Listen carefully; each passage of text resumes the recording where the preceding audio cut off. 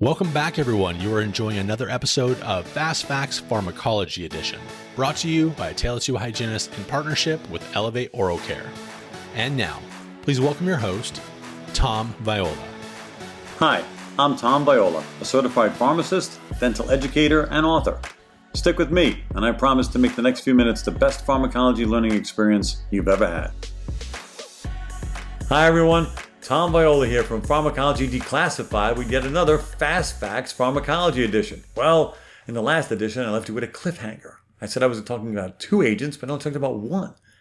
Yeah, Viola, what was the second one you were going to talk about? Well, we're talking, of course, about our antibacterial agents.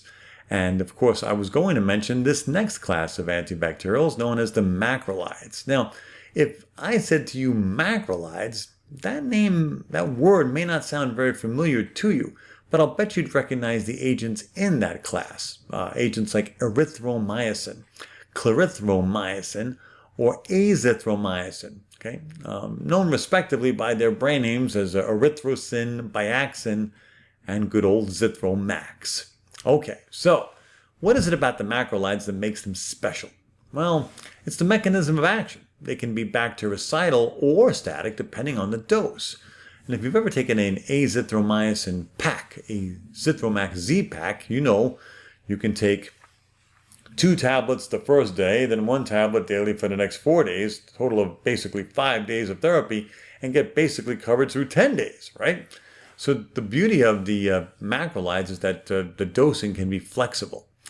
And again, we can make them either cidal or static. Now, as I've said before, when we talked about metronidazole and the others, bactericidal isn't always the best thing. Kill the bad guys and you kill the good guys too. But let's take a look at some of these agents like erythromycin. Well, erythromycin had its heyday, but even dermatology has given up on erythromycin basically because it causes some pretty nasty adverse effects and can actually affect your liver. Okay, not so good from an antibacterial agent. How about clarithromycin? Well, clarithromycin wasn't bad at all. In fact, it was a great drug. But you see its use reserved mostly for some significant antibacterial activity that's necessary for some infectious diseases like Lyme's disease. So the workhorse of the group is azithromycin, also known as Zithromax. And again, because of its different combinations of Z-packs and tri-packs, azithromycin became pretty much a favorite because it's less pills and still get the same efficacy. All right, now, for the most part, these drugs are used for the treatment of upper respiratory infections and even otitis media. But the downside to the macrolides, even though they were very effective, is they do cause some significant GI distress. But also, unlike the other antibacterial agents that we use in dentistry, the macrolides have been known to cause drug interactions.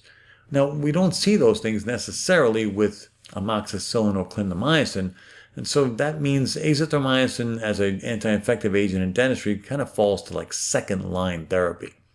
Also, although the reports have been scattered and there haven't been many of these studies, some studies have suggested that the use of azithromycin can lead to potentially ventricular arrhythmia, which in the world of dentistry may not be a good idea since we're using pro-arrhythmic drugs all the time in dentistry, specifically local anesthetic agents. Well, thank you so much, my friends. On to another episode of Fast Facts for Pharmacology.